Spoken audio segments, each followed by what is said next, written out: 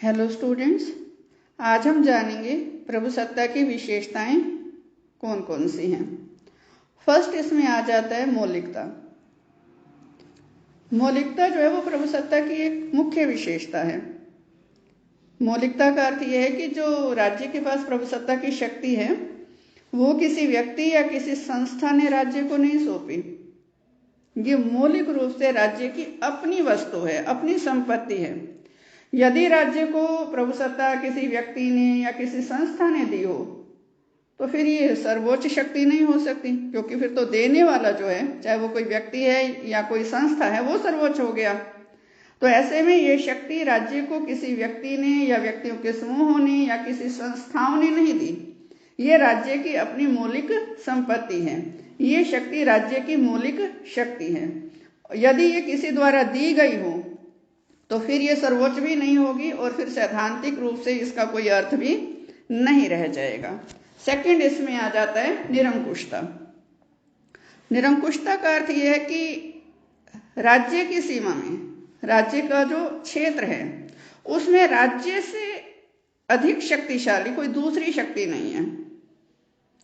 राज्य के क्षेत्र से बाहर कोई अन्य राज्य उस पर कोई नियंत्रण नहीं रखता।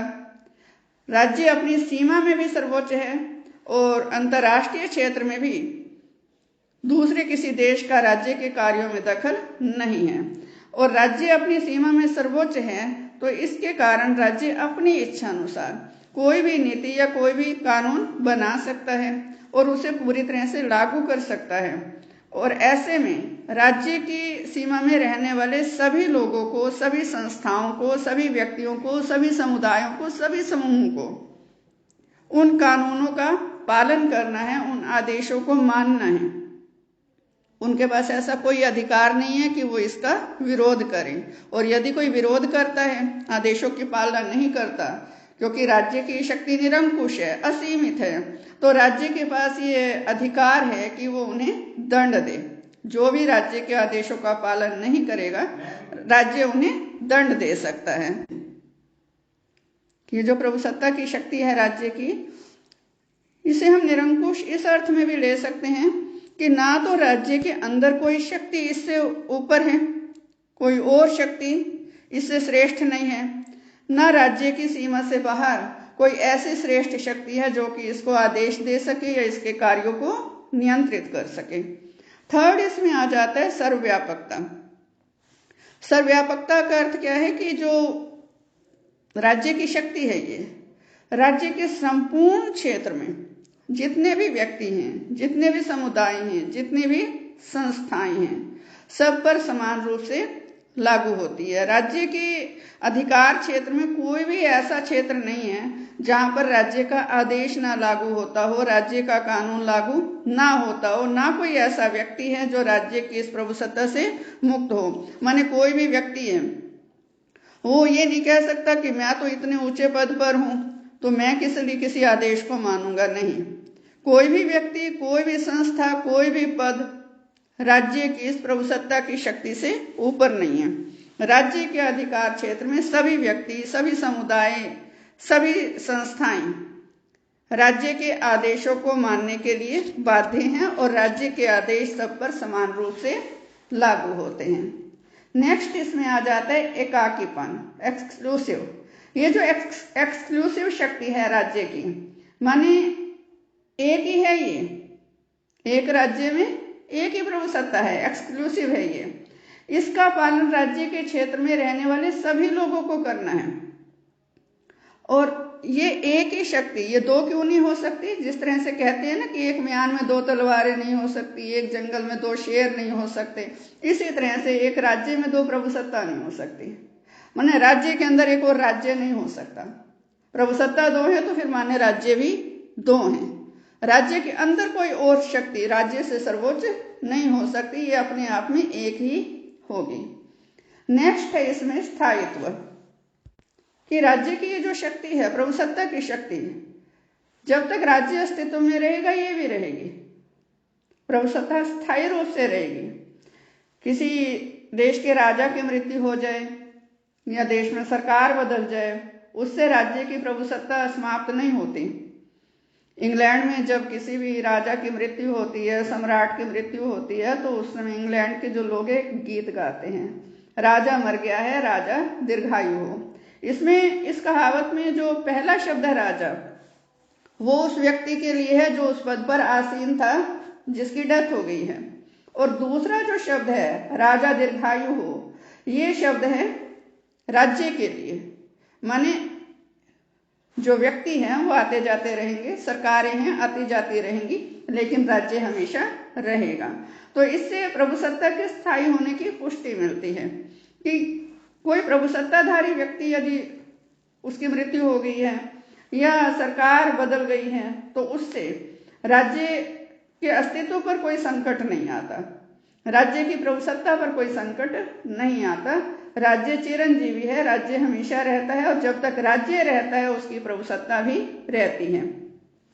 अब जैसे कई बार क्या होता है कि किसी एक शक्तिशाली देश ने दूसरे पर आक्रमण कर दिया और उसको अपने अधीन कर लिया, तो प्रभुसत्ता तो फिर भी रही, वो जो लोग हैं वो दूसरे देश के नागरिक हो गए, और जो प्रभुसत्ता है वो उस दूसरे देश के पास रह गई।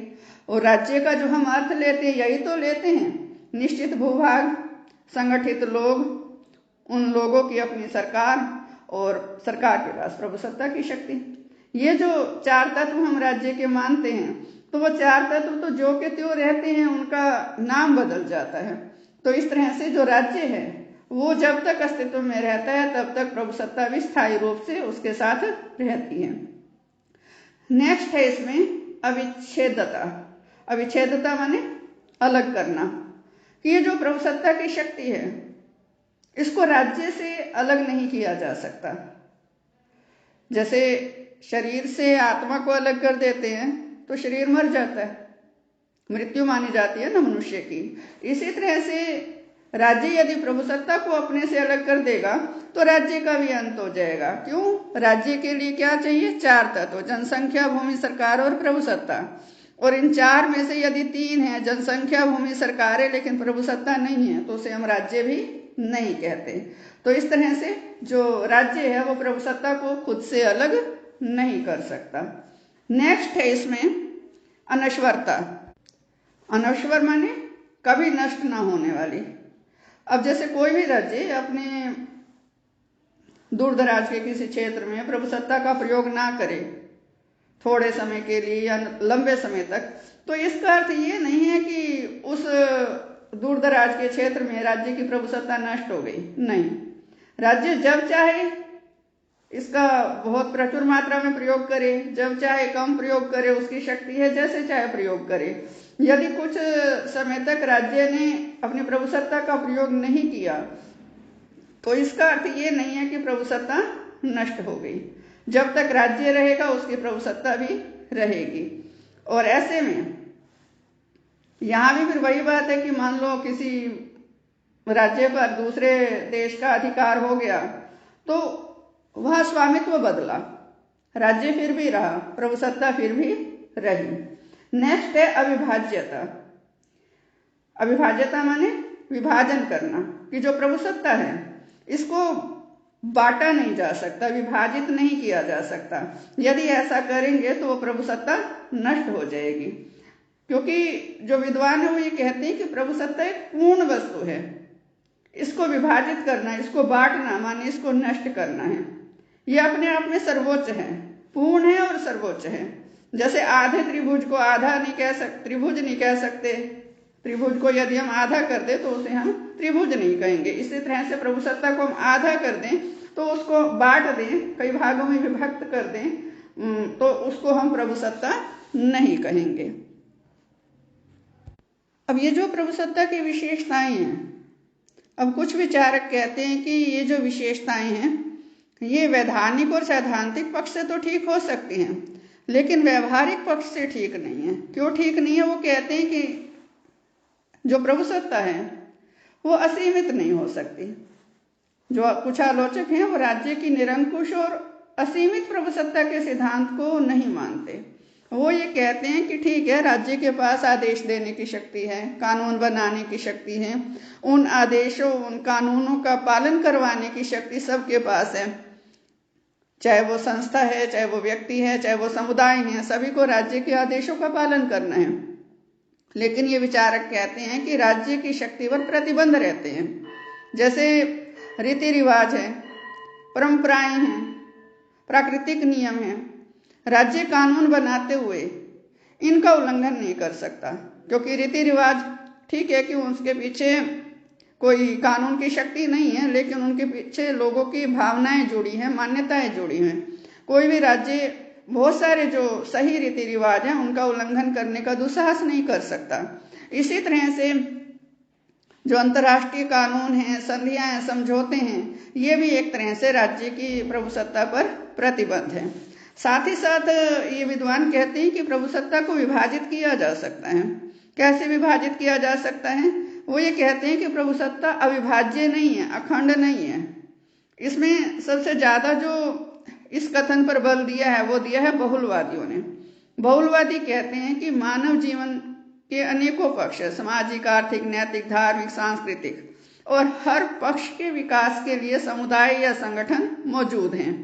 तो ऐसे में हर पक्ष के विकास के लिए जो संगठन या समुदाय हैं उनको उनके हिस्से की प्रभुसत्ता देनी चाहिए। सारी प्रभुसत्ता राज्य को क्यों दी जाए? आर्थिक पक्ष से जुड़े हुए जो समुदाय या संगठन हैं उनको उनके क्षेत्र में नियम, कानून, आदेश लागू करने की, बनाने की शक्ति देनी चाहिए। इसी तरह से जो धार्मिक जीवन है उससे संबंधित जो भी शक्तियां हैं कानून निर्माण की, आदेश देने की, वो धार्मिक संगठनों को देनी चाहिए। इसी तरह से सामाजिक संगठनों को। तो वो ये इस बात का विरोध करते हैं कि सारी प्रभुसत्ता राज्य को क्यों दी गई है। राज्य भी तो मात्र एक संगठन या समुदाय है। मानव जीवन के अनेकों पक्षों में से जो राज्य है वो मुख्य रूप से राजनीतिक पक्ष से जुड़ा हुआ है। तो सारे पक्षों से संबंधित प्रभुसत्ता राज्य को क्यों दी गई है? वो प्रभुसत्ता भी सब में बराबर बराबर बटी हुई होनी चाहिए। और साथ ही साथ जो संघवादी हैं, संघात्मक शासन प्रणाली है जिसमें उसमें भी प्रभुसत्ता अकेले केंद्र के पास नहीं होती, ना ही अकेले इकाइयों के पास होती है, उनमें बटी हुई होती है। केंद्र में और प्रांतीय इकाइयों में प्रभुसत्ता बटी हुई होती है। तो वो ये कहते हैं कि फिर ये सिद्धांत तो अपने आप में गलत हो गया ना, कि प्रभुसत्ता को विभाजित नहीं किया जा सकता। संघात्मक शासन प्रणाली में प्रभुसत्ता संघ और राज्यों में बटी हुई होती है। साथ ही साथ ये विद्वान कहते हैं कि जो प्रभुसत्ता है वो सर्वव्यापक नहीं होती, माने राज्य की सीमा में रहने वाले सभी लोगों, सभी समुदायों, सभी संस्थाओं पर प्रभुसत्ता का प्रभाव रहता है। राज्य के आदेशों का पालन उन सबको करना होता है। इस सर्वव्यापकता में ये जो आलोचक है वो संदेह जाहिर करते हैं। वो ये कहते हैं कि वर्तमान में लगभग सभी देशों में दूसरे देशों के राजदूत रहते हैं। दूतावासों में, जो हर देश का दूतावास है, उनमें दूसरे देशों के ही अन्य कर्मचारी भी रहते हैं। तो उन सबको राज्य के कानूनों से मुक्ति दी जाती है। जो दूसरे देशों के राजदूत हैं, जैसे हम भारत की बात करते हैं, भारत में दूसरे देशों के जो राजदूत रह रहे हैं, यदि उन्होंने किसी कानून का उल्लंघन किया है तो हमारे देश का कानून उन्हें दंड नहीं देगा, उन्हें उनके देश को सौंपा जाएगा, उनके देश का कानून उन्हें दंड देगा। माने वो हमारे देश में रह रहे हैं, कानून का उल्लंघन कर रहे हैं, लेकिन हमारा देश उन्हें दंड देने का अधिकार नहीं रखता। हमारा देश प्रत्यर्पण करेगा उनके देश को, उन्हें वापस भेजेगा और वहां उन्हें उनके कानून के अनुसार दंड दिया जाएगा। तो यहाँ ये आलोचक कहते हैं कि फिर वो प्रभुसत्ता सर्वव्यापक कहाँ से हो गई।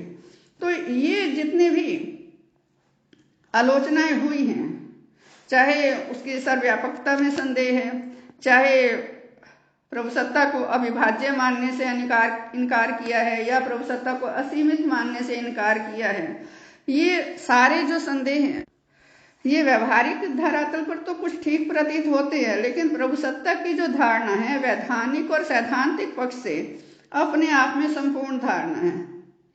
इसकी जो आलोचना की है आलोचकों ने वो वैधानिक पक्ष से बिल्कुल भी उचित नहीं है। तो स्टूडेंट्स, कल हम प्रभुसत्ता के जो विभिन्न प्रकार हैं उन पर चर्चा करेंगे। धन्यवाद।